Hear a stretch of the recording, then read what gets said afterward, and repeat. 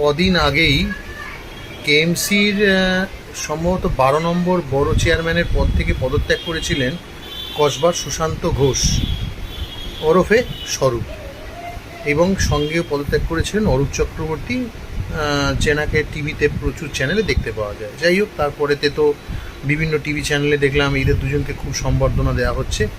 তো যেটা আমি শুনতে পাচ্ছি যে এই স্বরূপ ঘোষের বিরুদ্ধে হকারদের কিছু এফআইআর করা হয়েছিল।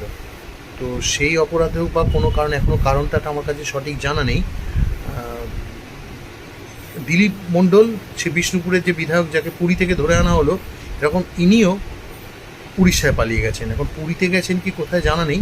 আমাদের ওয়েস্ট বেঙ্গল উড়িষ্যা বর্ডার অবধি গাড়িতে গিয়ে বর্ডারের কাছে গাড়ি ফেলে রেখে উনি ওনার পরিবার সমেত উড়িষ্যায় পালিয়ে গেছেন। গাড়ির যে ড্রাইভার, তাকে পুলিশ অ্যারেস্ট করেছে, তাকে জিজ্ঞাসাবাদ চলছে। তোলাবাজি তো আছেই, সেটা তো সবাই জানে। দেখা যাক আর কি অভিযোগ তার বিরুদ্ধে আছে।